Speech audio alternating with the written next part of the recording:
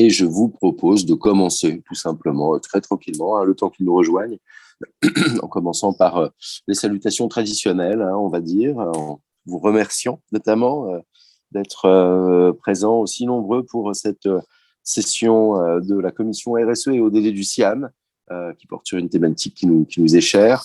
Aujourd'hui, nous allons parler essentiellement de l'information qualitative sur les initiatives de RSE en Afrique. Très rapidement, pour vous présenter, donc, je suis Pierre-Samuel Guedj, je dirige le cabinet conseil en RSE Affectio Mutandi, ainsi que le média Impact Africa Mutandi, et j'anime par ailleurs donc, cette commission RSE et ODD du CIAM, sous la douce férule de Sandrine Soriol et d'Étienne Giros, que je salue au passage. Je sais que Sandrine est présente, mais je sais qu'Étienne également est par ailleurs en déplacement.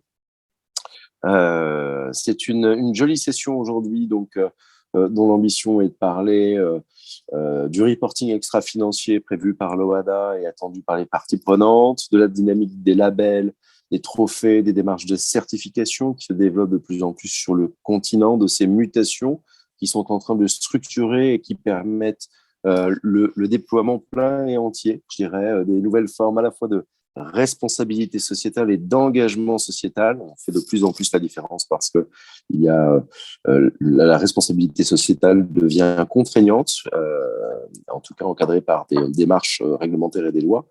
Et l'engagement sociétal est un petit peu le nouveau wording qui permet de conserver l'initiative et la démarche intentionnelle de ces initiatives avec recherche d'impact. Pour aborder ces thématiques du reporting extra-financier et de la traçabilité des démarches responsables, deux témoins acteurs de ces transitions. Ce soir avec nous, Madame Marie-Lorraine de Nettancourt, vice-présidente Afrique de Bureau Veritas, et coming soon, on n'en doute pas, Monsieur le professeur Mayeta Ndiaye Mabaye, directeur général de l'ERSUMA, qui est l'école régionale de la magistrature de l'OHADA. C'est donc lui qui forme les juges et qui finalement encadre ces dispositions réglementaires, ce qui permettra d'aborder notamment la question de la note 35 que l'on verra tout de suite après avec lui. Et pour engager du coup les premiers éléments de discussion, je vous propose d'écouter dans un premier temps Marie-Lorraine, si cela vous convient, Marie-Lorraine, pour qu'elle puisse partager avec nous en fait la vision et la stratégie RSE de Bureau Veritas, notamment en Afrique, dans un format court, comme convenu, de manière à pouvoir bien animer les échanges. Bonjour à tous, merci beaucoup Pierre-Samuel, pardon.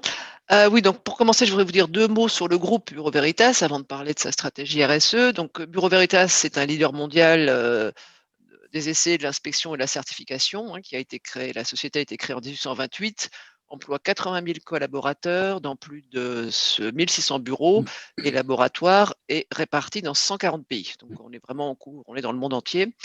Donc depuis presque 200 ans, le groupe aide les entreprises et les autorités publiques à améliorer leurs performances en offrant des services pour s'assurer que leurs actifs, leurs produits, infrastructures et leurs processus répondent aux normes et réglementations relatives à la qualité, la santé, la sécurité, la protection de l'environnement et évidemment aussi la responsabilité sociale.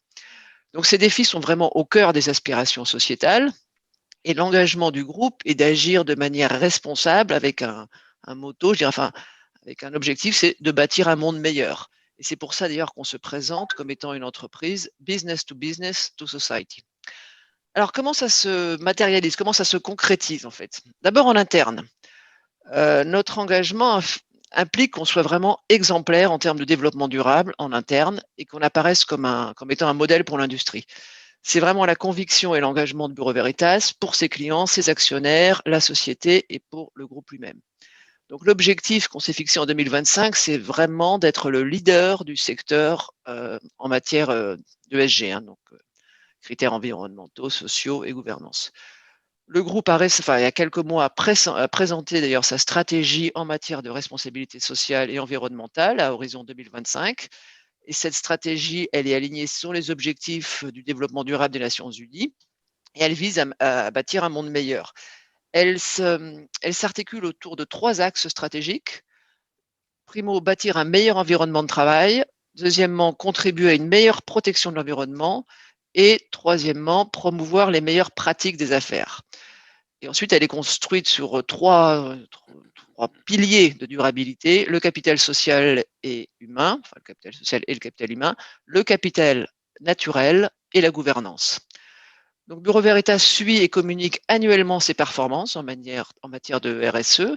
On a 18 indicateurs clés de performance qu'on suit et le groupe a également défini une ambition à horizon 2025 pour 5 indicateurs clés qui sont en phase avec le 5 ODD de l'ONU.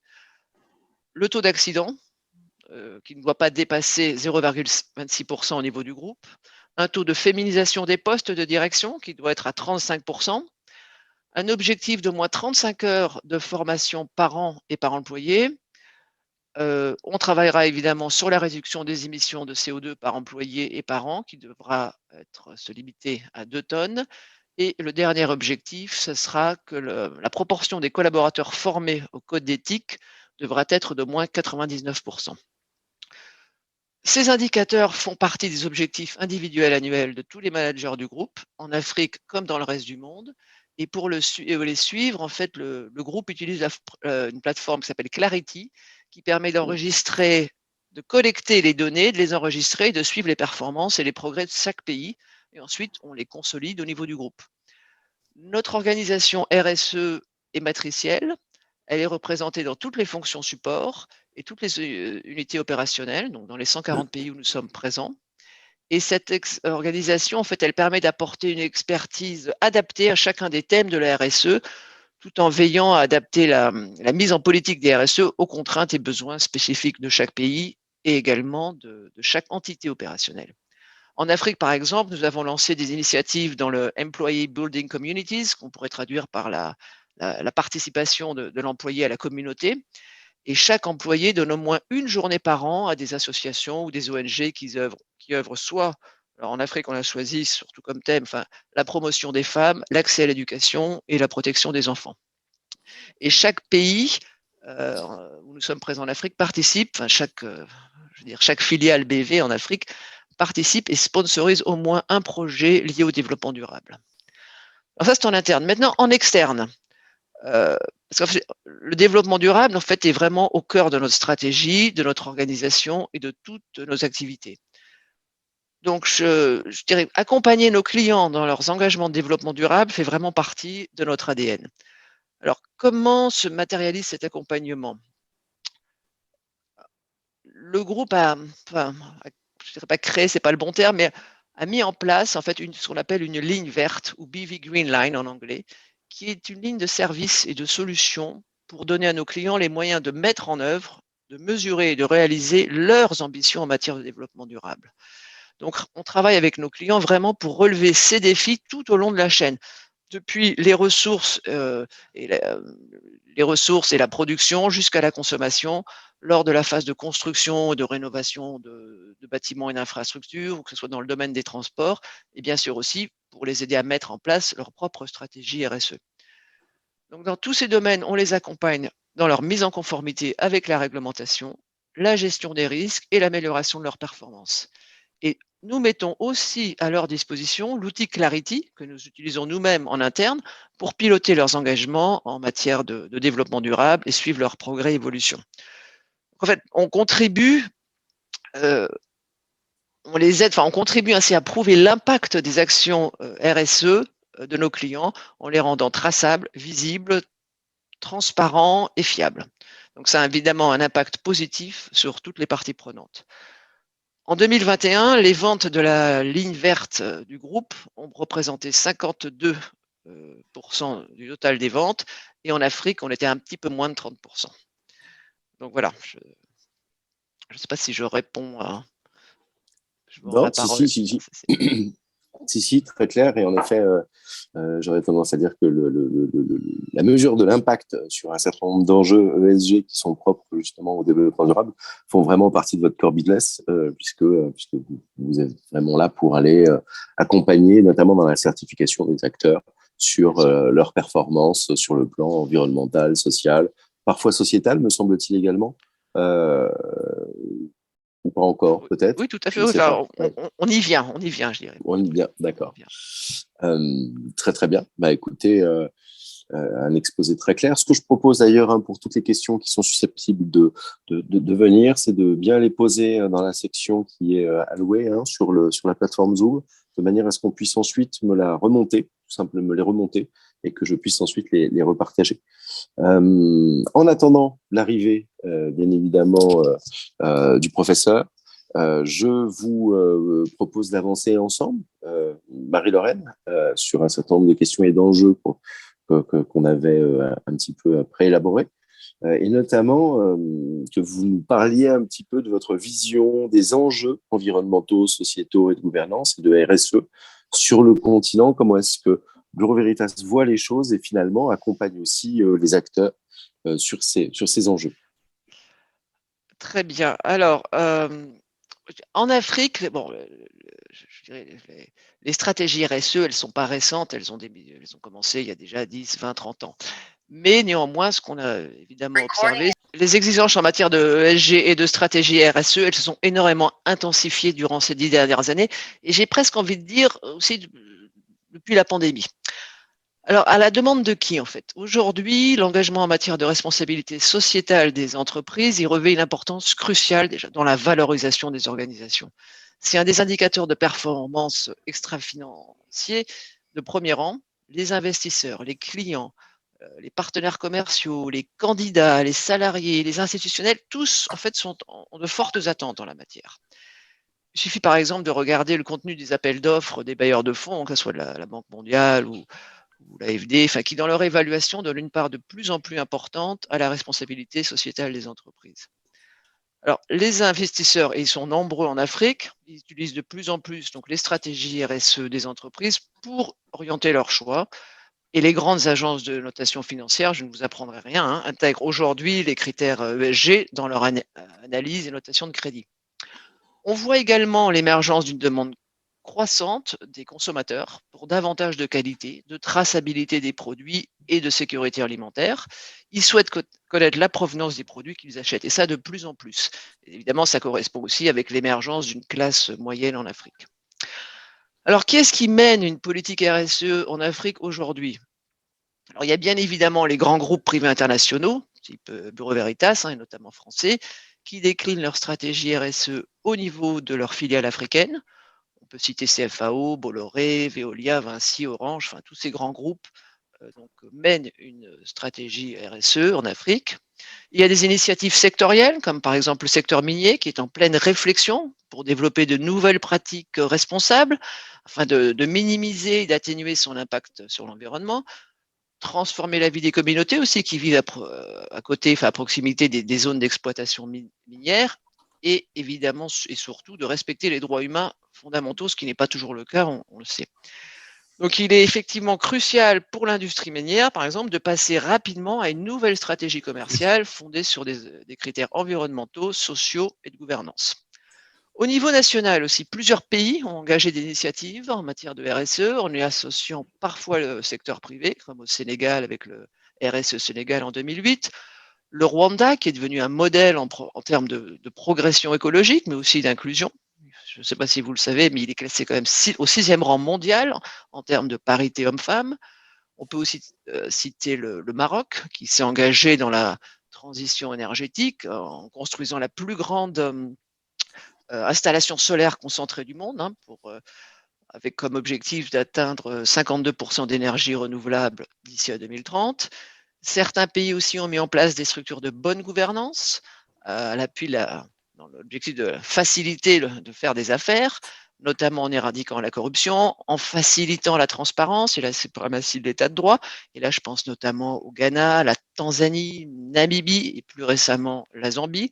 Et de fait, ces pays ont attiré des investisseurs. Et par ailleurs, il y a aussi de plus en plus de grandes sociétés africaines qui se sont engagées depuis longtemps et s'engagent dans la RSE et mettent en place des critères ESG. Là, on peut parler, évidemment, pas mal de sociétés en Afrique du Sud, hein, comme Nasper, MTN Group ou Impala Platinum Holdings. Au Maroc aussi, vous avez évidemment l'OCP, vous avez Marsa Maroc, Sodeci en Côte d'Ivoire, enfin pour ne citer qu'elle, il y en a évidemment d'autres. En revanche, on constate un très faible niveau d'implication des PME dans la démarche RSE. Alors, comment ça s'explique? Trop souvent, les patrons des petites et moyennes entreprises pensent que RSE et profitabilité sont incompatibles, ou en tout cas qu'une démarche RSE leur coûterait cher et est donc perçue comme une contrainte. Alors, c'est d'autant plus dommage que les démarches RSE, si elles sont bien structurées et partagées au sein de l'entreprise, on sait maintenant qu'elles constituent un vecteur de progrès et de performance. Elles permettent une meilleure gestion des risques, une meilleure maîtrise des coûts, de fidéliser les collaborateurs, et elles rassurent les investisseurs et donc les attirent plus. Et donc évidemment les clients, qui peuvent être des sociétés ou des consommateurs, puisqu'elles vont aussi, les politiques RS, ça va aussi permettre de faciliter l'accès à de nouveaux marchés. Alors, la question qu'on peut se poser, qu'est-ce qu'on peut faire pour convaincre ces PME à engager des démarches RSE? Alors, le cadre législatif, ça peut être un levier. Certains pays mettent en place des mesures d'accompagnement pour aider les entreprises à s'engager dans une démarche RSE. Je pense qu'on entendra tout à l'heure le professeur Mbiaye en parler, parce qu'il parlera de la note 35. En Tunisie, par exemple, la loi de 2018 a pour but notamment d'inciter toutes les entreprises, qu'elles soient publiques ou privées, grandes ou petites, à consacrer des fonds pour financer des projets dans le cadre de la RSE, des projets permettant le développement de l'employabilité des jeunes et le développement de l'énergie verte. Donc il y a un certain nombre de pays, là je ne vais pas tous les citer, mettre des choses en place. Après, il y a un autre levier pour convaincre les PME, celui-ci est plus brutal et plus subi, mais je pense que ça va être l'effet d'entraînement sur la chaîne de valeur des grandes entreprises. Parce qu'en effet, les réglementations, et surtout du secteur financier, qui sont rapidement déployées dans l'Union européenne et harmonisées à l'échelle mondiale, vont avoir un impact sur toutes les entreprises qui font partie des chaînes d'approvisionnement et qui se croisent avec les pays africains. En effet, les grandes entreprises ou les grandes multinationales sont de plus en plus considérées non seulement responsables de leur propre performance en matière de responsabilité sociale, mais également de celle de leurs fournisseurs. Donc ça va forcément provoquer un effet de cascade sur toute la chaîne d'approvisionnement et ces PME vont donc être obligées d'adopter des pratiques d'affaires plus socialement responsables. Les PME intégrées à ces chaînes de valeur devront alors non seulement être en mesure d'intégrer les principes de la RSE, mais également d'en rendre compte de façon crédible et transparente, afin de ne pas mettre en risque la réputation des grandes entreprises. Donc pour moi, convaincre ces PME, les amener dans cette politique de RSE constitue pour moi un premier enjeu. A contrario, j'ai envie de vous dire que le deuxième enjeu est justement de faire en sorte que ces PME dont je viens de vous parler ne soient pas écartées ou stigmatisées. Parce qu'en effet, si les critères ESG sont des outils utiles pour orienter les décisions d'investissement, ça signifie aussi que des décisions vont être prises de ne pas investir dans certaines industries ou secteurs parce qu'elles n'ont pas initié de démarche RSE. Donc ces sociétés risquent d'être mises hors circuit. Or, ces mêmes sociétés, elles contribuent souvent de manière significative à la croissance, parce qu'elles sont pourvoyeuses d'emplois, et donc elles participent à l'éradication de la pauvreté, aux infrastructures, et donc au développement des communautés locales. Donc, les écarter n'est pas une bonne chose, à mon avis, n'est certainement pas une bonne chose, surtout quand on connaît les taux de chômage en Afrique et les niveaux de pauvreté extrêmement élevés. Je dirais que qui constitue vraiment un enjeu pour les pays africains. Donc, l'enjeu justement pour l'Afrique, ça va être de réévaluer ou d'équilibrer les principes et les critères ESG. Il faut vraiment trouver un équilibre entre les objectifs de durabilité à long terme et le besoin désespéré d'emploi à court terme. Et moyen terme, comme la réduction et l'éradication de la pauvreté, la croissance et le développement. Ça, c'est vraiment le challenge à très court terme des pays africains. Il ne faut pas oublier qu'on a quand même, il y a 600 millions de personnes qui n'ont toujours pas accès à l'électricité et 300 millions à l'eau potable. Donc à court terme, le nouveau défi consiste vraiment à amener les investisseurs en Afrique à adopter une définition plus large de l'investissement responsable, qui devrait refléter à la fois les besoins spécifiques des entreprises privées sur le continent et surtout aussi une meilleure compréhension que la croissance économique est synonyme d'impact social. Et qu'en Afrique, l'investissement responsable implique aussi de prendre la responsabilité de guider les entreprises dans leur croissance. Et en les guidant dans leur croissance, après, on pourra leur montrer comment faire évoluer cette croissance pour qu'ils puissent transformer leur communauté sur le plan environnemental, social et financier via une stratégie RSE. Parce que une croissance significative, économique significative, associée avec une augmentation de revenus réels, peut vraiment avoir un puissant effet d'entraînement sur des questions liées à la RSE, enfin à l'éducation, à l'inclusion, à l'environnement et à la santé. Il est clair que les impacts indirects derrière sont conséquents et colossaux. La création d'un emploi a une incidence sur une famille et sur toute une famille derrière. Et derrière, pour le moment, pas toujours très simple d'aller mesurer véritablement totalement les impacts directs et indirects induits qui sont derrière, mais il y a un impact en effet sur l'accès à l'eau, sur le salaire décent, sur une meilleure éducation, sur une meilleure alimentation, sur l'ensemble quasiment des objectifs de développement durable. Donc, tout à fait. ouais. Et je vous rejoins tout à fait sur un point, il faut surtout pas écarter les acteurs. Il faut plus les accompagner dans le sens où c'est justement pour conserver ces acteurs dans le pool de fournisseurs qu'il faut les faire grandir sur ces sujets. Il est clair qu'il y a un certain nombre d'obligations européennes qui se développent beaucoup, notamment le devoir de vigilance, et qui posent des enjeux de responsabilité sociétale, notamment sur les enjeux de droits humains ou de droits sociaux. Et donc, dans ces plans de vigilance, il y a l'obligation à identifier les risques dans sa chaîne de valeur. En conclusion, il vaut mieux constituer en effet des pools de fournisseurs et faire grandir ces acteurs de manière à les mettre à niveau et faire grandir l'ensemble finalement pour conserver notamment d'abord l'impact économique qui est réel, voire l'optimiser, le faire fructifier et optimiser les impacts économiques et sociaux. Absolument, et faire entre guillemets grandir les chefs de ces petites et moyennes entreprises. Oui. Voilà, enfin ça c'est pour moi vraiment l'enjeu principal. Il y en a un dernier évidemment que je souhaite évoquer, c'est de s'assurer que toutes les données liées à la RSE et les données ESG, enfin liées aux critères ESG, communiquées par les entreprises reflètent bien la réalité. On sait qu'il y a quand même certaines entreprises, et ça c'est pas du tout propre à l'Afrique, hein, c'est partout, qui communiquent de manière mensongère ou exagérée sur leurs engagements RSE. Et le recours à un tiers de confiance est quand même une bonne solution pour s'assurer que les critères ESG déclarés sont corrects. Donc, voilà, ça, oui. Ouais. Il est clair que l'être humain n'est pas en manque de créativité quand il s'agit de faire du washing, qu'il soit greenwashing, social washing, ODD washing, rainbow washing. Donc, on est assez d'accord avec ça. Alors, c'est vrai qu'en même temps, c'est votre business model. Donc, c'est naturel de prêcher pour votre paroisse, mais c'est là qu'il aurait été utile. On l'attend encore un tout petit peu, mais on va déflorer un peu le sujet. C'est là que l'intervention du directeur général de Version a été intéressante parce que il y a dans l'OHADA, et notamment dans le document du Cisco HADA, qui porte sur le reporting financier comptable, une note 35 qui, elle, porte spécifiquement sur le reporting et pose véritablement les bonnes questions.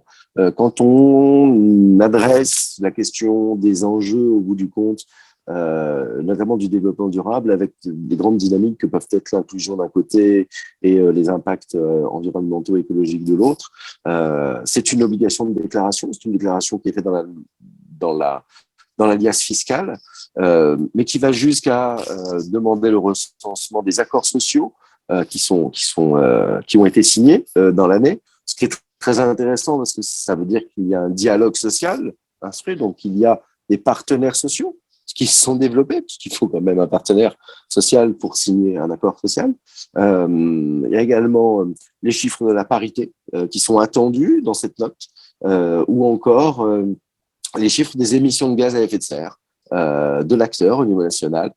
Et c'est très, très intéressant de voir que l'OHADA pousse justement ce sujet de la RSE et qu'il y a cette obligation de reporting extra-financier qui existe sur 17 pays sur le continent africain.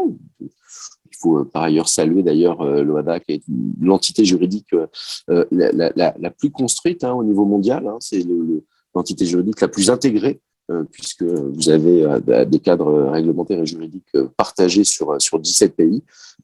Celle-ci en est l'une des illustrations, et en l'occurrence, on regrette presque que cette note 35 ne soit pas publique et qu'elle soit uniquement finalement déposée dans l'alias fiscal peut-être trop discrètement, mais elle mériterait peut-être d'être dans un premier temps partagée pour que tout un chacun puisse avoir une visibilité sur les actions, les initiatives et les impacts des uns et des autres, et puis qu'ensuite on se pose la question, en effet, très rapidement, du tiers certificateur pour avoir des éléments avérés. Parce que là, c'est de l'autodéclaratif, simple. Là, voilà, tout à fait. Note, ouais. Oui, c'est de l'autodéclaratif, c'est déposé dans le cadre de l'alias et c'est confidentiel puisque c'est non public. Donc, alors, on note un certain nombre d'initiatives en matière de reporting. Il y a des premiers rapports d'activité, développement durable, rapport RSE qui existent. L'un des derniers les plus complets, les plus intégrés étant notamment celui d'Orange Côte d'Ivoire, très très dense, très complexe, très fouillé et très bien articulé. Mais voilà, il manque peut-être cet engouement sur le fait d'afficher ses performances extra-financières pour pouvoir justement eh bien, les faire reconnaître, et puis arriver à un moment, on se dit qu'on peut choisir aussi un partenaire pour aussi son engagement, ses réalisations, ses impacts sur le plan environnemental et social. Et ce ne serait pas désagréable. Mais Marie-Lorraine, je vous ai interrompu, je peux vous laisser le... Non, pas du tout, non, j'avais terminé sur cette partie en jeu. Mais pour aller dans votre sens, je sais qu'en Afrique du Sud, l'Afrique du Sud est un des pays, je crois même au monde, où il y a le plus de rapports extra-financiers qui sont publiés. Il y a l'Afrique du Sud est extrêmement active en matière de RSE. Ok, bah ça c'était justement l'une des petites questions qui m'est venue pendant que je vous écoutais. Est-ce que vous voyez une différence justement en matière notamment de reporting et même d'engagement sociétal entre les pays anglophones et les pays francophones, mais également lusophones, si on couvre, mais c'est vrai qu'il y a quand même deux gros pôles. Est-ce que du côté des pays africains anglophones, vous voyez une approche différente? Ouais. Non, je pense qu'ils sont beaucoup plus la RSE dans les pays. Enfin là, dans les pays, en tout cas, si on parle de l'Afrique du Sud, du Botswana, dans ces pays-là, la RSE est beaucoup plus fait déjà beaucoup plus partie de la vie, pas forcément des affaires, mais de la vie des communautés, de la société, des sociétés, oui, des entreprises, oui, beaucoup plus. Ça commence en Afrique de l'Ouest, en Afrique du Nord, mais l'Afrique du Sud, ça fait déjà plus d'une quinzaine d'années que les sociétés, les entreprises ont lancé des stratégies, alors pas forcément formalisées comme en disant une stratégie RSE, mais mènent des actions auprès des communautés, en tout cas depuis plus d'une quinzaine d'années. Alors pas forcément en matière de transition énergétique, ça c'est vrai, mais dans tout ce qui est développement durable et déploiement d'actions auprès des communautés, oui, beaucoup plus que je trouve qu'en Afrique francophone. D'accord. Bon, il faut bien se dire aussi, hein, c'est peut-être un peu un raccourci, mais que finalement la RSE et l'engagement sociétal couvrent à la fois finalement les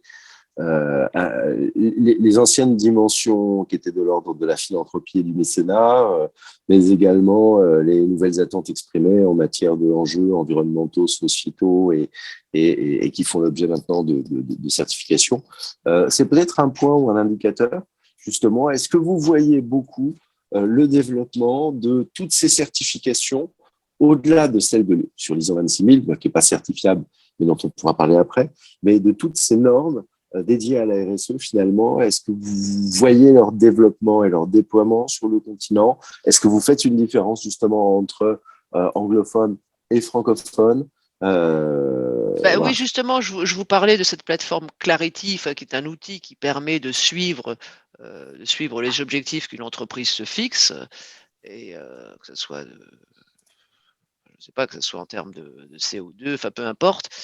Et donc, on la met à disposition de nos clients. Et c'est en Afrique du Sud qu'on a le plus de demandes pour l'instant.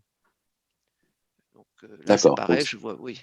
mm, Je pense que c'est plus structuré. Les actions sont pour le moment plus structurées en Afrique anglophone, même si là encore, il faut mettre, on ne peut pas tout enfin, tout on n'est peut pas la pas même chose. Non, généraliser non. 54 Mais pays, non, 600 peuples majeurs, il faut, voilà. non, exactement. On est assez d'accord. Ouais, voilà. D'accord, mais ça pousse un peu plus de ce côté-là. Et vous croyez que c'est une question de droit, typiquement? Est-ce que c'est lié justement est-ce que comme le droit anglo-saxon peut être différent du droit et puis ben, ces empreintes là sont restées, est-ce que c'est quelque Non, chose qui honnêtement, je ne a pourrais pas vous répondre. un J'avoue que lien de cause à effet ou je c'est une pourrais pas question de vous culte répondre. dialogue par exemple? Non? Non, je pourrais pas vous répondre là. Ok. Bon, bah, il n'y a pas de, non, mais il y a On est dans des pas pays où trop il y de soucis. a l'Afrique anglophone, il y a beaucoup moins de réglementaires en Afrique anglophone qu'en Afrique francophone, ça c'est sûr. Maintenant, non, je pourrais pas donner une explication. Ok. Ok. Un autre point pour compléter, ou vous voulez qu'on aborde une, un autre élément sur quelles sont les certifications qui ont le vent en poupe? Quelles sont celles qui sont les plus prisées, celles que vous certifiez le plus finalement entre les différentes certifications, notamment ISO? Quelles sont les thématiques qui sont les plus prises en charge? En Afrique, voulez-vous que Euh, je... oui, sur le continent, oui. Est-ce qu'on est plus sur le social? Est-ce qu'on va plus être sur la Non, alors corruption, aujourd'hui, en l'anticorruption? Afrique, il y a très très peu de certifications. Si vous voulez, si on prend par exemple l'ISO 9001, qui est quand même Mm. la certification de base, en Afrique aujourd'hui, vous avez environ 6000 certificats d'émis. D'accord? Donc, ça veut dire qu'il y a 6000 enfin, entreprises qui se sont fait certifier. Dans le monde, il y en a 1 million. Donc, on est à 0,6%. C'est quand même pas, c'est pas énorme. Ah oui. Il y a très, très peu de sociétés en Afrique qui se font certifier. Quand elles le font, c'est de l'ISO 9001. Mais voilà, il y en a 6000. Et après, si vous partez sur les autres schémas, enfin, je peux vous en parler. On va parler de 50, 60 entreprises qui seront certifiées, je ne sais pas, en 14001, ça c'est les critères de management environnementaux, enfin, en 50001, ça c'est la mise en place du management de l'énergie. Il y en a moins de 100, on est à 50, 40. Donc il y a très très peu de sociétés qui se font certifier en Afrique. Et c'est d'autant plus dommage que justement, la certification peut avoir un rôle dans la mise en place des stratégies RSE. Mais peut-être que vous voulez qu'on en parle plus tard. On peut en parler maintenant, hein. De toute façon, on a peu de nouvelles du directeur général de l'ERSUMA. Donc, je vous propose de continuer sur nos propos et sur nos échanges. Bon, d'accord. Parce que oui, la certification, à mon avis, elle peut être d'une grande aide justement pour appréhender le sujet de la RSE. Une Mm. démarche de certification, ça permet d'identifier les processus au sein d'une entreprise et donc de faire ressortir les éléments susceptibles d'être améliorés et qui doivent être améliorés. C'est clairement une démarche de progrès. Donc pour une entreprise, la première étape, à mon avis, est de se faire certifier ISO 9001. Et comme je vous le disais, il y a trop peu d'entreprises qui sont certifiées ISO 9001, alors que c'est clairement un premier échelon vers le développement durable. Pourquoi? Parce que la norme ISO 9001, c'est une norme internationale, mais qui permet à une entreprise de mettre en place un système de management de la qualité. Ça implique que les organisations doivent décrire, analyser, mesurer et améliorer continuellement leur processus. Donc ça nécessite de la part de l'entreprise de se remettre en question et d'être en permanence à essayer de comment dire, d'améliorer sa manière de faire. Et ça Mm. permet surtout aussi à toutes les parties prenantes de mieux comprendre leur rôle au sein de l'entreprise et la manière dont elles contribuent à son succès. Donc c'est en plus un rôle fédérateur au sein des employés. Et alors, toutes les entreprises certifiées ont gagné en compétitivité et en satisfaction client. Et donc, j'ai envie de dire que la certification ISO 9001, c'est vraiment une condition sine qua non pour lancer une démarche RSE, à mon avis, hein. Le Alors, socle. Voilà, c'est ce qui va vous permettre effectivement de construire le socle ou le squelette avant de lancer une démarche RSE. Alors évidemment, vous avez parlé de la norme ISO 26000, hein, toutes les entreprises qui sont déjà certifiées ISO 9001, elles peuvent aussi après, si elles veulent lancer une démarche RSE, c'est se tourner vers la norme ISO 26000, qui elle est vraiment dédiée au RSE. Son objectif, c'est d'offrir aux entreprises les lignes directrices qui permettent de mettre en place une politique RSE et surtout de la structurer. Cette norme, elle s'applique à toute organisation humaine, que ce soit une entreprise privée, publique, une administration, un syndicat, une fondation, une association. C'est toute entité peut Exactement. utiliser la norme. En fait, Après, c'est une norme qui porte la responsabilité sociétale des organisations, la RSE, exactement. en fait. Et en effet, elle permet à toute organisation humaine, hein, au bout du compte, que ce soit une ONG, une entreprise, une collectivité, alors on ne va pas dire un État, puisque les États se sont affranchis de cette norme, mais toute organisation humaine, finalement, de suivre les principes fondateurs d'une démarche de gestion de ses impacts négatifs et d'optimisation de ses impacts positifs. Absolument. D'ailleurs, la norme ISO 26000, elle s'appuie sur les grands textes fondateurs internationaux, hein, comme les OIT, conventions de OCDE. l'OIT, voilà, Déclaration universelle des droits de l'homme, les conventions de l'OIT, hein, enfin, Organisation internationale du travail, et elle va permettre de traduire les principes en actes concrets pour une entreprise. Donc pour moi, les entreprises qui ne savent pas comment initier la politique RSE, cette norme peut être très utile. Alors c'est pas une norme certifiante, hein, on ne peut pas être certifié ISO 26000, mais on peut tout à fait se reposer sur la norme pour mettre en place sa stratégie RSE. Oui, parce qu'elle permet de donner une trajectoire en même temps. Exactement. Donc, de dire Ouais. qu'on est à tel pourcentage de la trajectoire. Mais il n'y a pas une certification par un tiers qui permet d'avoir une approbation. En revanche, certains pans peuvent être certifiés, non parce que propres justement à l'ISO 9000 ou 14000. Oui, tout à fait. Non, tout à Hein, fait. c'est ça. Hein, Absolument. C'est une construction, en fait, oui. Mais il n'y a pas de certificat ISO 26000 en tant que tel. Mais il y a des pans, bien sûr, qui peuvent être. Ouais. Et d'ailleurs, vous avez il y a d'autres certifications internationales qui s'appuient aussi sur la norme ISO 26000 et qui participent à la mise en place d'une stratégie RSE. Donc là, je vous parlais justement de la norme ISO 14001 qui, elle définit les critères d'un système de management environnemental. Ce qu'elle fait, c'est elle propose en fait un cadre que les entreprises ou organisations peuvent appliquer pour mettre en place un système efficace de management environnemental. Par exemple, elle peut donner à la direction d'une entreprise ou à son personnel et aux parties prenantes extérieures, hein, l'assurance que l'impact environnemental est suivi et qui fait l'objet de mesures et d'améliorations. Donc ça aussi, ça va rassurer les investisseurs, ça peut rassurer des clients aussi, et puis ça peut évidemment aussi être un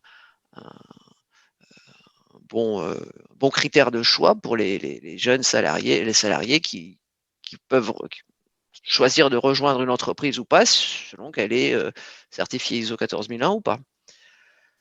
Il y avait également donc la norme ISO 50001 qui, elle, va servir de référentiel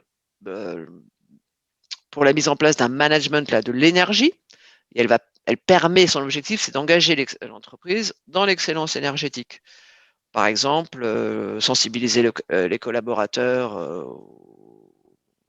au zéro papier, remplacer les véhicules thermiques par des électriques, optimiser ses serveurs pour diminuer la consommation électrique. Enfin, tous ces genres de mesures peuvent être gérées mises en place plutôt à partir de la norme ISO 50001. Il y en a une autre qui est très intéressante aussi, c'est la norme SA 8000, qui a été créée à la fin des années 80 par la Accountability International et qui est vraiment considérée comme la norme indépendante et la plus universellement acceptée en milieu du travail. Elle peut là aussi être appliquée à toute société de toute taille et elle couvre les sujets tels que le travail forcé et le travail des enfants, la santé et la sécurité au travail, la liberté d'association, de négociation collective, la discrimination, les pratiques disciplinaires, enfin les heures de travail, les rémunérations, tous ces sujets sont couverts par la norme SA 8000 et typiquement je sais qu'on fait beaucoup de certifications SA 8000 dans les industries textiles, on en a beaucoup fait en Tunisie, vous pouvez en faire évidemment dans tout ce qui est l'industrie minière, enfin il y a énormément de sociétés ou d'unités qui peuvent se faire certifier SA 8000. Vous avez également l'A 45001, là qui est un référentiel qui précise les exigences en fait à respecter si on veut mettre en place un système de management de la santé et de la sécurité. Et là, l'objectif de cette certification, c'est vraiment de mettre en place une prévention efficace et un processus d'amélioration continue des risques et de sécurité des collaborateurs sur leur lieu de travail. Bon, il existe plein d'autres normes, hein, je ne vais pas tous vous les citer, Oui, bien sûr. mais ce qui est important, c'est de retenir que toutes ces démarches de certification, si elles peuvent parfois être perçues comme lourdes par les entreprises, parce que c'est vrai que ça a un coût en temps, elles présentent énormément d'avantages. Elles permettent d'abord de rassurer et donc d'attirer les partenaires, de fidéliser les clients, elles présentent un avantage concurrentiel, hein, de favoriser la communication au sein de la société, ce qui motive aussi les salariés, et de gagner évidemment en termes de responsabilité sociétale vis-à-vis des parties prenantes. Et tout ça va participer en fait en grande partie dans la concrétisation de l'approche du développement durable. Donc même si, ces processus de certification, ils sont vraiment, ils amènent une valeur ajoutée énorme aux sociétés, aux entreprises. Donc voilà. Après, il y a d'autres voies hein, pour attester d'une démarche RSE. Il n'y a pas que la certification, il y a aussi les labels. Alors les labels, c'est un petit peu différent. Un label, il peut être créé à l'initiative du secteur privé ou public. Hein. Ils ont généralement une portée moindre que la certification. Ils ne sont pas forcément reconnus. Et là aussi, c'est pareil. Si on fait intervenir un tiers de confiance, ça va évidemment renforcer la crédibilité du label. Alors, je peux vous parler, je ne sais pas si j'ai le temps, Pierre Samuel, je peux vous parler du cas de Bolloré, qui est un exemple intéressant. Oui, tout à fait. Alors, Bolloré Port, ils se sont récemment dotés d'un processus de labellisation de leurs installations portuaires en Afrique, enfin, pas qu'en Afrique d'ailleurs, en Inde aussi, ils ont créé à travers la dénomination Green Terminal. L'objectif de Bolloré, c'est de réduire l'impact carbone de ces activités portuaires et évidemment de le dire, ce qui est normal. Alors pourquoi une telle démarche de labellisation? Tout simplement parce qu'il n'existe pas de normes internationales qui définissent ce qu'est un green terminal. Et par conséquent, il n'y a pas de société accréditée pour une certification green terminal. Donc comme il y avait un vide, Bolloré a décidé de créer son propre standard, green terminal. Ils ont créé un certain nombre des grilles, des listes de choses à respecter. Et Oui, ils ont décidé sur des principes d'ingénierie normative, en fait. Oui, tout à fait. En associant finalement des cadres, des règles, des réglementations, de manière à définir quelque chose et que vous certifiez vous ensuite, c'est ça? Voilà, exactement. Et donc, ils ont après décidé de faire auditer ces terminaux par un organisme de certification. Il se trouve que c'est Bureau Veritas qui a été choisi et on en est très content et très fiers. Mais bon, donc, ils ont défini leur propre standard et pour donner de la crédibilité évidemment à ce standard, il faut faire les audits par un tiers. Le standard Green Terminal, il repose donc sur des fondamentaux simples, hein, en accord avec la politique RSE de Bolloré. Alors, une chose justement, pour pouvoir prétendre au label, le terminal doit d'abord être certifié ISO 14001. ISO 14001, je vous le rapporte, ça témoigne de l'existence au sein du terminal d'un système de management environnemental. C'est un prérequis. Et ensuite, donc, le terminal devra prouver qu'il a un engagement écosocial auprès des instances gouvernementales. Cet engagement, il peut se traduire par des initiatives vertes auprès des populations riveraines des zones portuaires. Il devra effectivement aussi montrer que les infrastructures sont conformes aux standards internationaux qui répondent à des critères éco-responsables. Il doit également aussi le terminal doit développer et implanter des solutions et équipements de manutention qui sont respectueux de l'environnement et qui favorisent la transition énergétique. Il y a beaucoup d'autres sujets, la collecte des déchets, par exemple, qui doit évidemment valoriser le recyclage, etc., etc. Donc voilà. Et après, donc les audits sont faits. Ils ont établi un scoring à 3 niveaux en fonction du niveau du terminal en matière de développement durable. Et le terminal ne reçoit le label que s'il a un scoring supérieur à 50%. Et après, donc, il a une marge de progression pour passer au scoring supérieur. Et comme je vous disais, ce qui rend crédible vraiment ce label, c'est qu'il est attribué par un tiers de confiance. S'il était attribué uniquement sur la base de l'autodéclaratif, il perdrait beaucoup de sa valeur.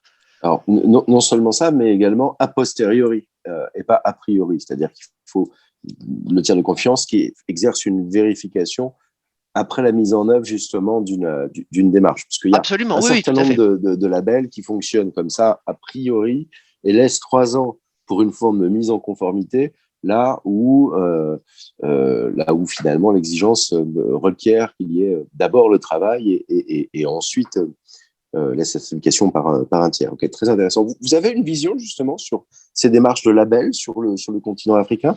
On sait qu'il se développe un petit peu, il y a beaucoup d'initiatives, certaines d'ailleurs sont évoquées dans le dossier publié par Afrimag en partenariat avec Africa Mutandi et dont j'ai mis le lien dans le groupe de discussion, mais on voit le label au Maroc prendre pas mal d'ampleur, un label porté par le patronat marocain, donc une très très belle initiative sur le sujet. Il y a plusieurs autres initiatives de cet ordre, je pense notamment au Togo qui porte des trophées RSE, qui Ouais. est une forme de labellisation, en tout cas des prémices de labellisation sur ces sujets, mais qui vient du coup d'une autorité publique, donc puisque c'est le ministère notamment de l'économie sociale et solidaire qui porte l'initiative, donc qui oblige à une forme d'exigence.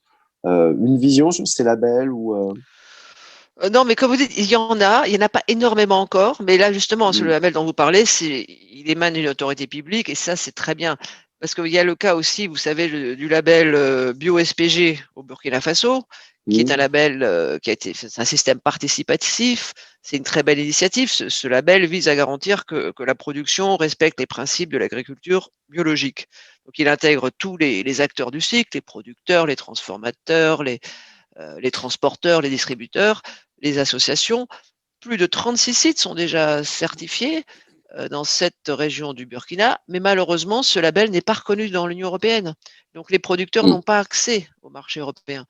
Parce que le cahier des charges, d'abord en matière de bio, il varie beaucoup d'une région à une autre. Le cahier des charges pour entrer dans l'Union européenne est pas facile. Donc c'est vrai que les labels c'est bien, mais il faut vraiment et lorsque le label est lancé au niveau des autorités publiques dans un pays, c'est quand même plus une quand assurance c'est qu'on porté, pourra s'en oui, servir. Ouais. c'est très Donc, clair.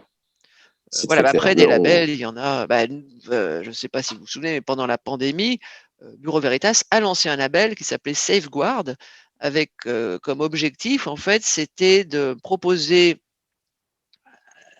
toutes les parties prenantes, enfin toutes les industries. On a commencé surtout avec le tourisme, de faire des audits pour aller vérifier si les protocoles sanitaires mis en place étaient corrects pour, euh, pour les employés et pour les touristes qui se rendaient dans les hôtels, etc.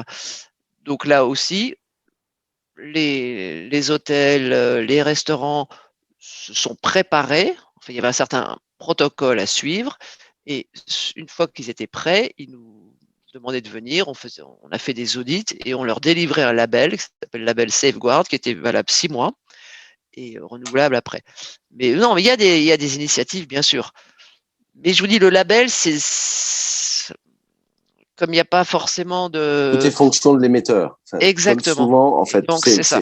l'émetteur pose l'exigence.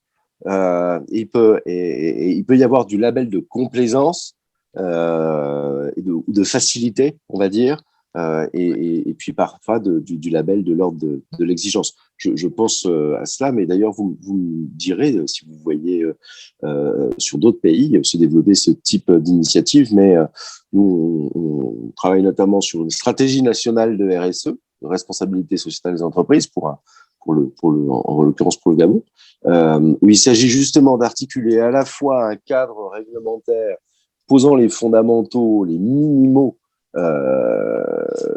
sur ces enjeux de manière à ce que le minimum d'obligations soit posé porté, mais que l'on conserve la dimension incitative qui est propre à l'engagement sociétal, l'engagement volontaire, l'engagement intentionnel, cette recherche d'impact dénué d'un intérêt direct, mais au travers notamment de dispositifs de type label, de type incitation fiscale parfois, de type facilitation d'accès à la commande publique, comme on le voit en Europe de la même manière. Donc voilà, il y a des initiatives de cet ordre où certains gouvernements cherchent à appréhender les choses un peu dans la globalité, puis avec cette recherche d'équilibre entre les deux, parce que c'est aussi une nécessité.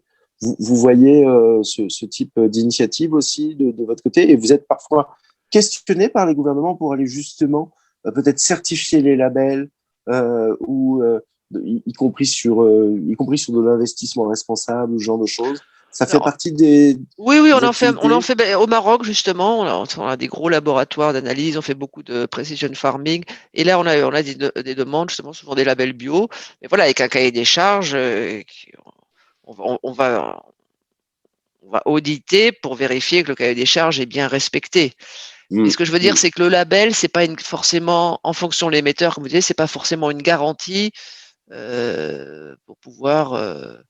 S'il s'agit d'un produit pour pouvoir l'exporter, pour pouvoir avoir accès à un autre marché, c'est moins. La certification est beaucoup plus sûre pour une société.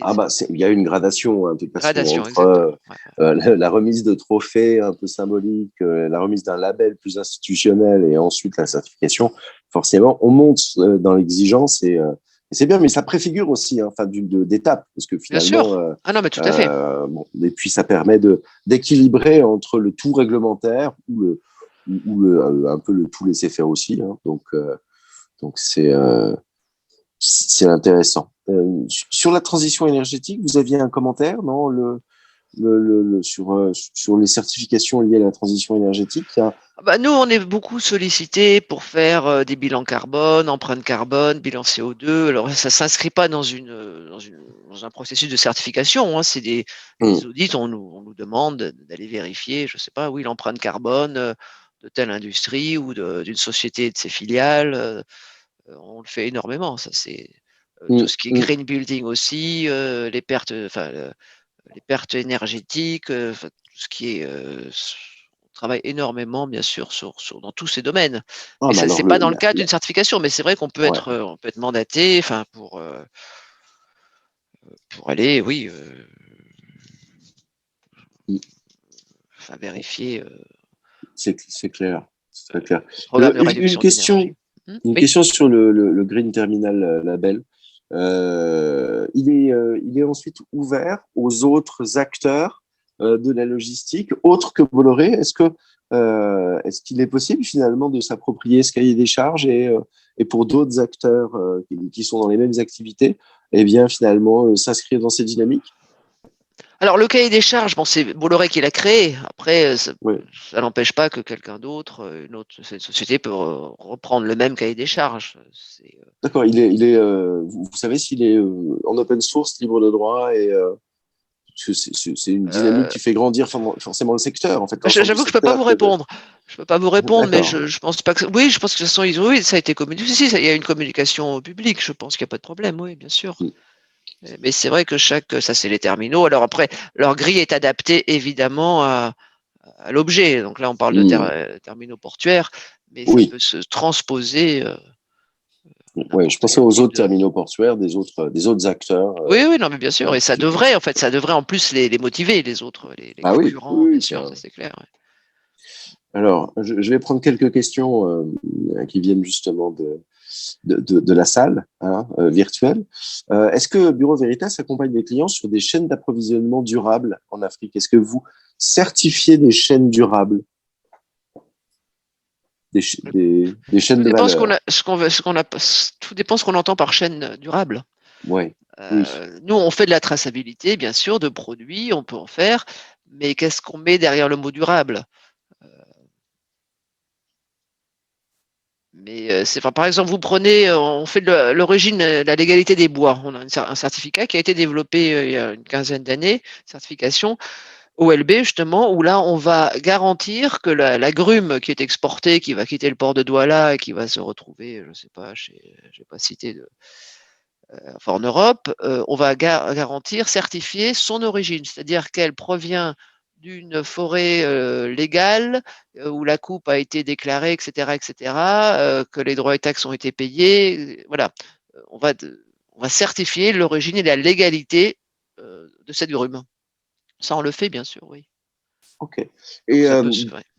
et est-ce que ça fait partie des choses qui sont intégrées dans les dynamiques d'investissement? Est-ce que les investisseurs, publics, privés, notamment européens, font appel à vous pour avoir justement des approches peut-être certifiantes ou au moins en termes d'évaluation dans le cadre de leurs investissements? C'est une question peut-être saugrenue, hein, mais en Non, l'occurrence, non, non, non. elle me Non, vient comme ça. ce qui se passe, c'est qu'il y a, dans le cas d'appel d'offres ou d'investisseurs, ils peuvent exiger que telle ou telle, enfin, que la société soit, par exemple, bon, évidemment certifiée ISO 9001, c'est souvent le cas, Mmh. qu'elle ait une certification 27000 pour tout ce qui est laboratoire.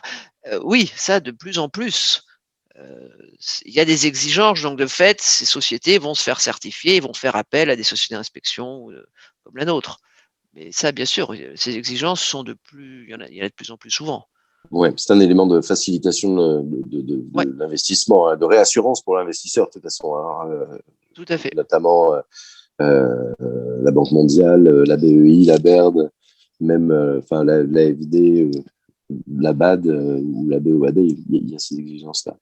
Alors, quelques questions en parlant. L'ISO 26000 est toujours la base des démarches en Afrique? Oui, je vais répondre comme ça à quelques questions très rapidement pour les traiter. Est-ce qu'il existe des exemples de reporting extra-financier que les sociétés diffusent? Je n'ai pas l'impression, j'ai pas vu véritablement de modèle en tant que tel, hein, au-delà de la note 35. Donc chacun suit finalement les règles internationales notamment de la GRI pour celles et ceux qui en font. Hein. Là, je pense notamment à Orange, mais Cofina aussi est assez intéressante. Autre modèle de reporting, en l'occurrence, il y a de plus en plus de rapports d'impact, du reporting sur l'impact, très intéressant. C'est donc cette évolution de la RSE et de l'engagement sociétal vers l'ambition d'avoir un effet positif sur des enjeux ESG, mais qui ne sont pas forcément corrélés à l'activité de l'entreprise. Voilà, si je dois résumer un tout petit peu la chose, je pense notamment à WeLight et à Action, qui sont deux acteurs qui opèrent notamment du côté de Madagascar et qui sont intéressants à étudier.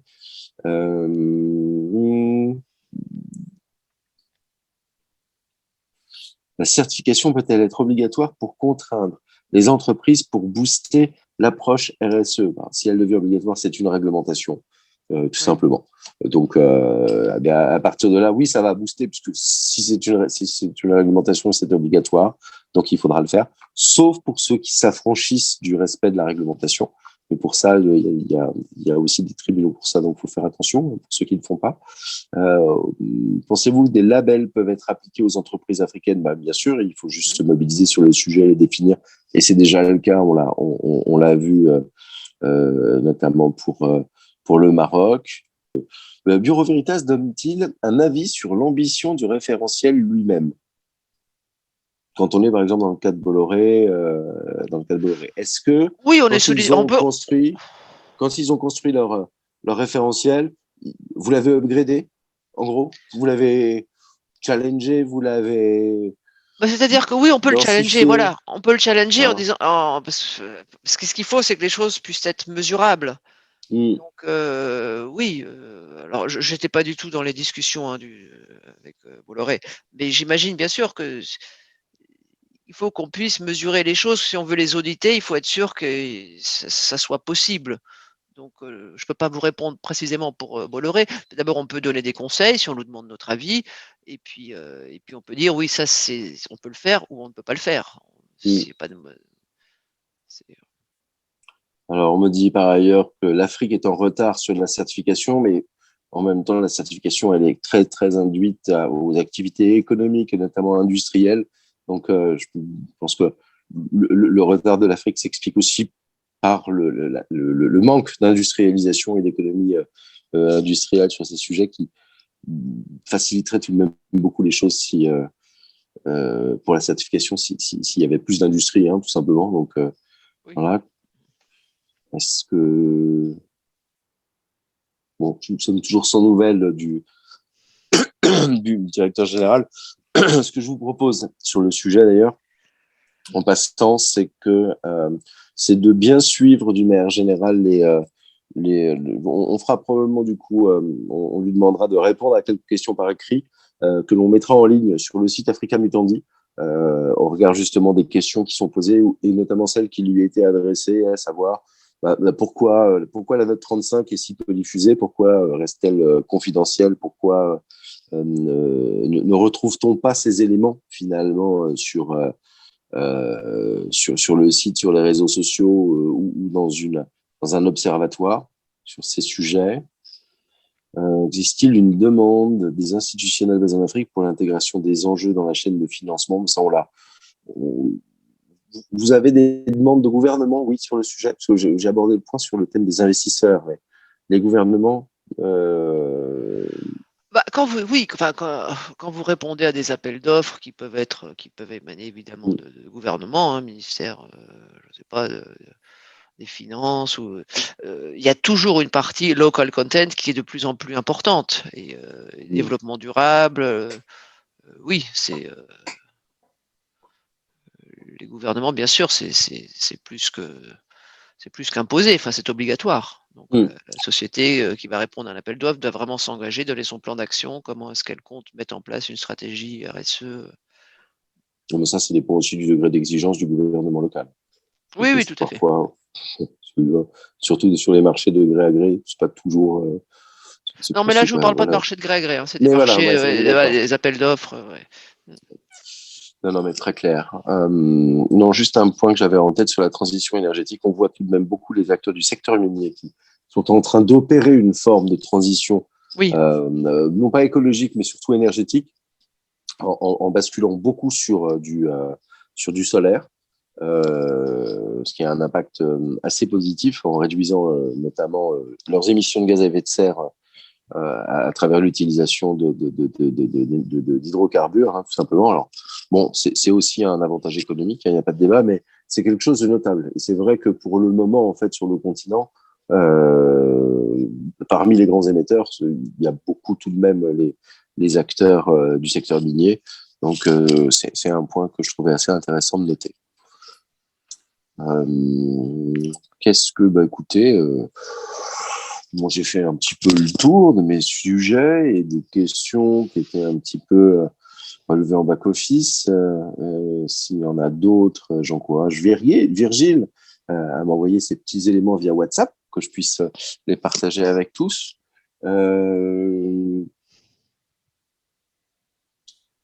Oui, on a abordé le rôle des sociétés de certification dans le reporting extra-financier déjà. Une question, les questions relatives aux communautés locales, l'aspect local, sont-elles les seules mises en avant par les entreprises africaines dans les pays d'Afrique francophone? Alors, je reprends la question parce que je n'ai pas tout à fait compris. Les questions relatives aux communautés locales sont-elles les seules mises en avant par les entreprises africaines dans les pays d'Afrique anglophone? Non. Non.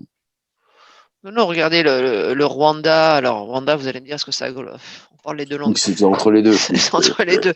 Non, mais le Botswana, ils font énormément d'efforts en matière environnementale. Et là, déchets, traitement des déchets. Enfin, non, il y a évidemment aussi beaucoup d'efforts qui sont faits en termes de environnement et social, de plus en plus, hein, de toute façon. Je pense alors, c'est une impulsion qu'on voit beaucoup, hein, de toute façon, notamment des acteurs internationaux européens, hein, qui opèrent sur le continent. Il faut pas non plus mettre de côté, je dirais, les obligations réglementaires des grands groupes européens et de leurs filiales, qui boostent aussi quand même beaucoup, hein, ces transitions-là, qu'elles soient économiques, sociales, environnementales, cette meilleure gestion des enjeux ESG, au-delà même d'ailleurs des enjeux de réputation qu'il peut y avoir, parce que voilà, une atteinte à l'environnement, c'est potentiellement une atteinte à la réputation, ça c'est très clair. Bon, il y a tout de même une judiciarisation de la RSE et la possibilité de plus en plus finalement d'avoir des protocoles de poursuite extra-financiers, enfin sur des sujets extra-financiers. voilà, qui encourage les acteurs de toute façon, hein, en tout cas européens, à suivre toujours plus ces règles et du coup à aller au-delà de cet engagement qui est devenu contraignant. Voilà. Donc c'est un petit peu la bascule que l'on voit, nous. Je ne sais pas dans quelle mesure vous pouvez la constater de votre côté ou de la même manière. C'est qu'en fait, la réglementation ayant rattrapé une partie de cette RSE volontaire, il y a de plus en plus de nouvelles initiatives de la part des acteurs pour aller rechercher justement une exigence qui soit une différence et un facteur de préférence finalement, en allant sur des sujets sur lesquels justement ils ne sont pas contraints et que c'est finalement leur recherche d'impact intentionnel qui est reconnue. Je ne sais pas si c'est clair ou si vous le constatez ou si vous commencez à voir des choses sur le sujet. Là, j'ai pas de. À condition que j'ai été clair, parce que si j'ai pas été clair, j'ai compris. Je crois avoir compris ce que vous voulez dire, mais j'ai pas d'exemple concret là. Mais il doit y en avoir, oui. Enfin, j'ai pas. Mais ceci dit, je trouve qu'en fait, une démarche de certification sur la base d'un label co-construit est une démarche d'engagement volontaire qui prend forme, qui prend corps, véritablement là où il n'y a pas de contrainte. Et c'est typiquement, en effet, peut-être ce type de dynamique qu'il s'agit de développer de manière plus mécanique, c'est-à-dire de prioriser ses engagements. Bon, ici, le groupe Bolloré, c'était sur la dimension environnementale et sociale de port, mais de prioriser ses engagements, d'y établir justement des objectifs et des KPI, et de faire vérifier par un tiers le fait que l'ambition a atteint son objectif et que les moyens ont été. C'est peut-être ces dynamiques volontaires qui seraient intéressants à développer et à déployer toujours plus. C'est un avis comme ça, mais... Non, mais tout à fait. De toute façon, la certification est une démarche volontaire. Hein. Tout ça, ce sont des démarches volontaires qui peuvent... Nous avons finalement fait pas mal le tour de ces sujets dans le cadre de cette petite heure 15. Je vous remercie. Et d'ailleurs, Marie-Lorraine, d'avoir contribué 2 fois plus que prévu dans le cadre de cette séquence. C'était avec plaisir. Alors, des bases de données associées à ce reporting. Alors, quelle réponse aujourd'hui à cette note 35 de la part des entreprises? Des bases de données associées à ce reporting pourraient-elles donner une meilleure dynamique, une meilleure idée des dynamiques en cours? Oui, ça c'est un peu la bonne idée de créer un observatoire où finalement on aurait de la visibilité sur l'ensemble de ce que les acteurs peuvent faire, y compris pour voir les démarches de progrès sur le sujet, un petit peu sur ce que fait le Global Compact sur ces dimensions-là, mais sur une grille très établie. Et ça permettrait à la fois un meilleur reporting, très clair, et surtout une visibilité sur la démarche de progrès. Comment inciter au respect de la démarche RSE en Afrique spécifiquement?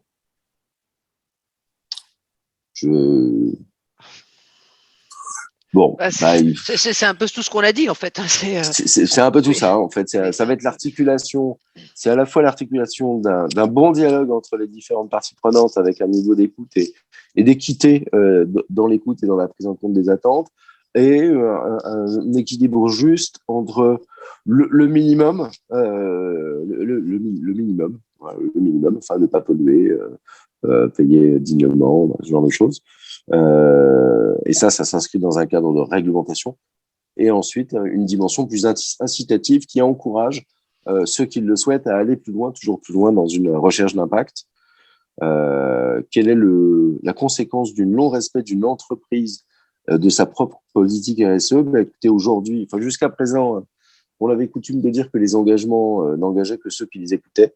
Ça, c'était un petit peu la blague, mais le digital a quand même un peu révolutionné un petit peu les choses, puisque maintenant, on a véritablement une bonne visibilité sur qui s'engage et ne fait rien derrière, parce que beaucoup de choses sont maintenant en ligne et qu'il y a une mobilisation en ligne qui est extrêmement forte, avec des lanceurs d'alerte qui sont capables justement d'aller dénoncer ou alerter sur le fait qu'il y a des engagements qui sont pris et qui ne sont pas tenus en tant que tels. Et puis sur un certain nombre de sujets et d'enjeux, il y a une judiciarisation avec une dimension extraterritoriale qui fait que un groupe peut être poursuivi, en tout cas pour les pays européen peut être poursuivi pour non-respect de sa démarche RSE, si notamment les engagements pris n'ont pas fait l'objet de moyens en face. Donc ça, c'est l'une des spécificités, c'est l'un des points. Faut vraiment, comment dire, aborder ce point-là. Et voilà. Et puis après, il y a d'autres dispositions qu'il ne faut pas oublier.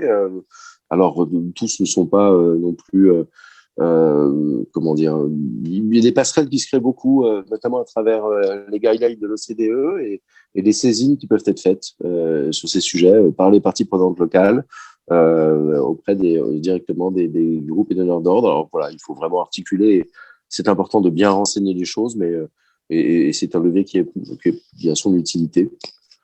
Mais c'est une instance de médiation sur le public qui a son intérêt et son importance.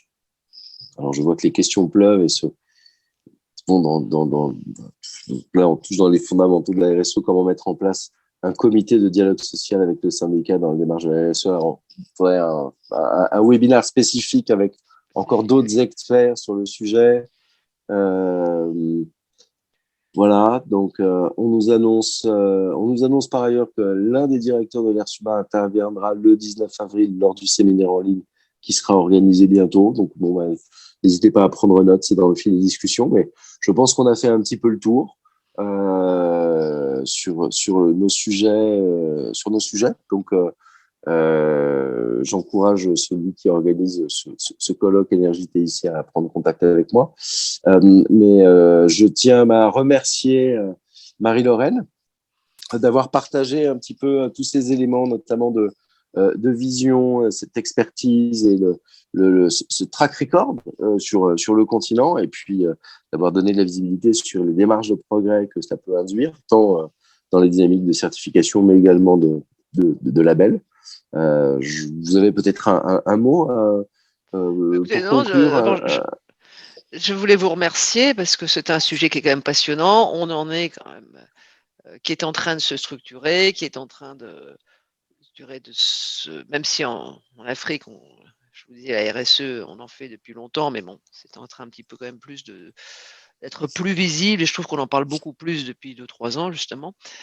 Donc c'est un sujet passionnant, et nous, c'est vrai qu'en tant que Bureau Veritas, on est tout à fait disposé, on est là pour aider les entreprises, justement, si elles mettent en place une stratégie RSE, on est là pour les aider à la mettre en place, à la mesurer, à la suivre. Enfin, donc non, je vous remercie parce que m'avoir donné l'occasion de pouvoir venir en parler. Et puis, c'est un très beau sujet. Un très beau sujet. Remercier également le directeur général qui vous a laissé toute sa place.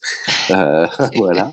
Et pour voir justement les éléments sur les stratégies RSE, les initiatives des acteurs publics, privés, société civile, notamment dans l'atteinte des ODD et la contribution des acteurs, je vous encourage à suivre le média en ligne Africa Mutandi, qui recense justement bon nombre de ces bonnes pratiques, qui est assez ouvert, ce qui veut dire qu'en fait tout le monde est susceptible de pouvoir publier lui-même sa propre actu quand il a justement une initiative à impact qu'il a envie de faire partager auprès d'une communauté de près de 160 000 acteurs qui suivent ces sujets. Donc n'hésitez pas, c'est un bon lieu de benchmark, d'initiative, d'inspiration, voire de pistes d'association avec d'autres acteurs pour trouver notamment des solutions. Donc, je vous y envoie. Et puis, du coup, eh bien, écoutez, il me reste à dire le mot de la fin, à remercier tout le monde, à remercier Marie-Lorraine, à remercier Luciane et notamment Virgile aux commandes qui me fait passer en parallèle toutes les questions et à souhaiter à toutes et à tous une très bonne fin de journée, du coup. Merci beaucoup. Merci. Au revoir. Au revoir. Merci.